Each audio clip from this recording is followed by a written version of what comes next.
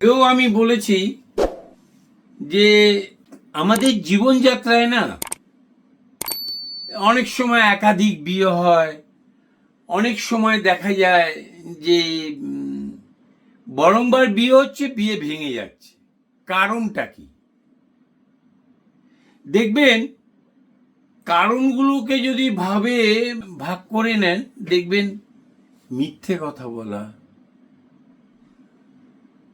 বিয়ের পূর্বে এক স্ট্যাটাস দিয়েছিল, পাত্রী বিয়ে হয়ে এসে পাত্রের আর এক স্ট্যাটাস দেখছে, বা পাত্র পাত্রীকে এক কথা বলেছিল পাত্রীর সম্বন্ধে, আর এক কথা দেখছে, পাত্রী একটু ছিটগ্রস্ত। তাই এইরকম বিভিন্ন কারণে পাত্রী খুব ভালো, তার কোনো দোষ নেই, কিছু নেই, কারোর সাথে মেশে না, কোনো রকম কিছু নেই, ফ্রেশ।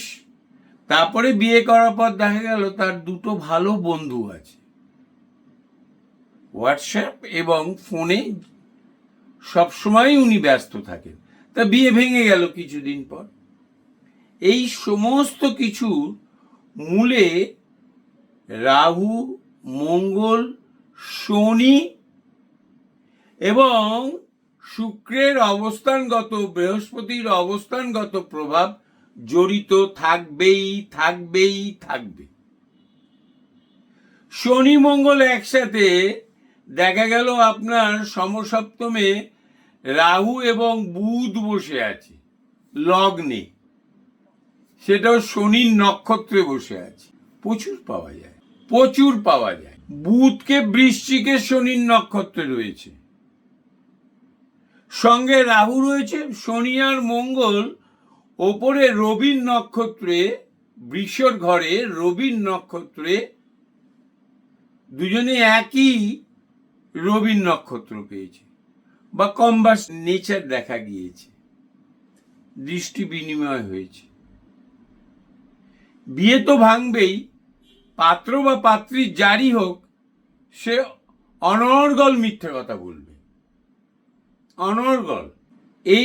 এই ধরনের এই কম্বিনেশনগুলো আমরা, অনেকে বলে পুজো আচ্ছা, আমি অত জানি না, কিন্তু আমি এটা বলতে পারি, ভাগ্যের কোনো পরিবর্তন করা যায় না, প্ল্যানেটের নেচারের ডেভেলপমেন্ট করা যায়। যেমন আমি আগেও বলেছি, মাঙ্গলিক কোনো দোষ নয়, মাঙ্গলিক একটি গ্রহ একটি যোগ সৃষ্টি করে, গ্রহটির নাম মঙ্গল। তার অবস্থানগত প্রভাবে এবং ডিগ্রি প্রাপ্তি এবং নক্ষত্র প্রাপ্তির ওপর নির্ভর করে তার নেচার। কখনো সে বেশ কুড়ে হয়, মানে লেজি হয়, ঘুমোতে ভালোবাসে, খেতে ভালোবাসে, নিজের মন মতন খাবার খায়, নিজের মনের বাইরে সে অন্য কথা বলে না। কারো আইডিওলজি যদি রাহু মঙ্গল অষ্টমে বা চতুর্থে বা সপ্তমে দ্বাদশে থেকে যদি মাঙ্গলিক হয়, অনেক ক্ষেত্রে, কেন সব ক্ষেত্রেই আমি দেখেছি, তারা অন্য কারোর আইডিওলজিকে অ্যাডাপ্ট করতে পারে না, গোঙার হয়, একগুয়ে হয়, প্রচন্ড ইগো ক্ল্যাশ করে, এই বুঝি হেরে গেলাম, আমাকে কিছু বলতে হবে, সন্দেহবাদী। This is the nature of planet. আপনি এই নেচারের পরিবর্তন ঘটাতে পারেন, ভগবানের দ্বারা ঘটাতে পারবেন কিনা আমি জানি না, আমরা সে সাধক কিনা, আমি তো অন্তত পক্ষে সে সাধক। যারা কে বলছে তাও আমি লক্ষ্য রাখি না, আগে অনেকটা লক্ষ্য রাখতাম, এখন আর লক্ষ্য রাখি না।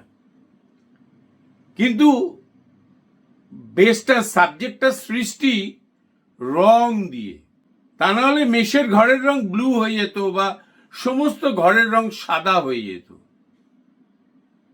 তাহলে আমরা রঙিন পাথর পড়তাম না, তাহলে আমরা রং অনুসারে তার নেচারকে ফলো করে প্রেডিকশন বলতাম না।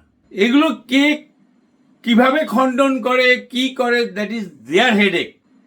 প্ল্যানেটের অবস্থানগত প্রভাবে নাক্ষত্রিক যোগ বা নক্ষত্র প্রাপ্তি অনুসারে যে যোগের সৃষ্টি হয়, সেই যোগ খণ্ডনটা আমি জানি না, আমার অত জ্ঞান নেই, খণ্ডন জানি না, কিন্তু আমি এটা জানি কালার থেরাপির দ্বারা, রঙিন পাথরের দ্বারা রং ইনজেক্ট হয়ে ভিটামিনে মেশে বহু প্রমাণ আছে, এবং নেচারের পরিবর্তন হয়, প্ল্যানেটের যৌথ প্রভাবের যে নেচার সৃষ্টি হয় সেই নেচারের পরিবর্তন হয়।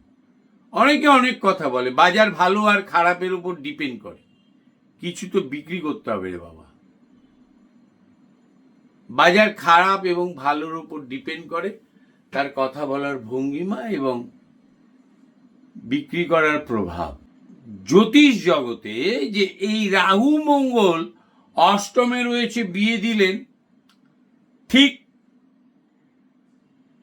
সেকেন্ড হাউসে শনি বসে আছে কেতুর সাথে, বা চন্দ্র শনি কেতু একসাথে, প্রিয়জনের প্রাণহানিও হতে পারে, প্রিয়জনের প্রাণহানিও হতে পারে, এইটাকে লক্ষ্য রাখতে হবে, প্রিয়জনের প্রাণহানিও হতে পারে।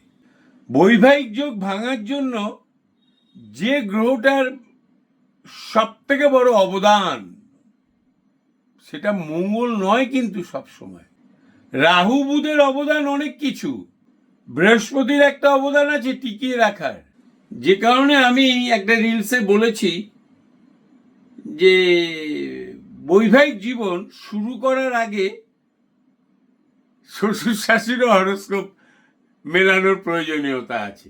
পরামর্শদাতা, কুপরামর্শদাতা বা পরামর্শদাতা শাশুড়ি বা শ্বশুর হলে সংসার তছনছ হয়ে যাবে। উনাদেরও হরোস্কোপ মেলানোর প্রয়োজনীয়তা আছে।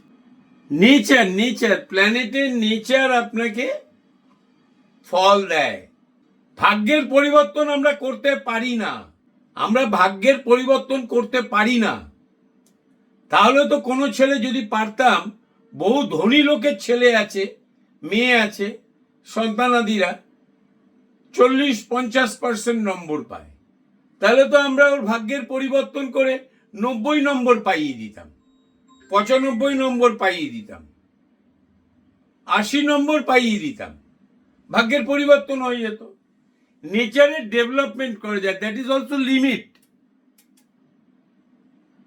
যে 40 পায় তাকে আমি আইকিউ লেভেল বাড়িয়ে দিতে পারি, ইনটিউশন পাওয়ার বাড়িয়ে দিতে পারি, মেমোরি পাওয়ার বাড়িয়ে দিতে পারি কালার থেরাপির দ্বারা, অর্থাৎ প্ল্যানেটের অনুসারে রঙিন পাথর পরিয়ে। অনেকে বলে, অনিমেষ দা আমার তো ওয়েট 90 কেজি, আমি তাহলে একটা 900 গ্রামের নীলা দিই, আয় একটা 900 গ্রামের নীলা দিই, হ্যাঁ, তার দিয়ে ঝুলিয়ে লাগ গলায়। ইটস ডিপেন্ড যে কোন প্রভাবে আছে, কোন অবস্থানে আছে গ্রহটা, কত ডিগ্রি পেয়েছে। Subjects not so easy. এই সাবজেক্টে কেউ আমরা সব জানতা গামছা ওলা নই। এ অগাধ সমুদ্র, বিশাল গভীরতা। সংসার জীবনের আনন্দ পাওয়ার জন্য অর্থ আর চনমনে মন হলেই হলো না, দৃষ্টিকোণ চাই। ঠিক সেরকম অ্যাস্ট্রোলজি প্রভাবকে, প্ল্যানেটের ভাবগত প্রভাব যদি আমি না জানি এবং অ্যানালাইসিস করার সময় আমার সামাজিকভাবে আমি কিভাবে কি হ্যাকেলড হচ্ছি, ওখানে কোন নেচারটা প্লে করছে যদি না বলতে পারি, তাহলে আমি কারোর কোনোদিন গ্রহের নেচারের ডেভেলপমেন্ট করতে পারবো না এবং আনন্দে থাকার রাস্তা তৈরি করে দিতে পারবো না। অর্থাৎ আপনাকে বিয়ে করার আগে প্রপার ওয়েতে জানতে হবে। অনেক সময় আমরা ফলস হরোস্কোপ পাই, অনেক সময় হরোস্কোপ দেয়, ডেট দেয় না, বলে এইটা আছে মেয়ের বাড়ি থেকে, ছেলের বাড়ি থেকে। আমি তো শনিকে ধরে তার বয়স বের করে নিই, ডিগ্রিগত প্রভাবের ওপর ভালো মতন অঙ্ক কষলে তার ডেট আগে পেছনে একটা ডেট বেরিয়ে যায়। লগ্নকে ধরে চললে তার কোন সময় জন্মেছে ওটা বেরিয়ে যায়, যদি শুধু হরোস্কোপ পাওয়া যায়। আপনাকে আগে জানতে হবে যে সন্তানাদি যাদের বৈবাহিক যোগ খালি ভেঙে যায়, অল্প বয়সে আমি দেখেছি 28-এ বিয়ে করেছে, 32-এর মধ্যে তার 3টে বিয়ে হয়ে গিয়েছে। এর কারণই হলো রাহু, বুধ, মঙ্গল, শনি এবং বৃহস্পতির অবস্থানগত প্রভাব, শুক্রেরও অবস্থানগত প্রভাব। শুধু 36 গুণ মিলল আর বিয়ে দিলেন তা হয় না।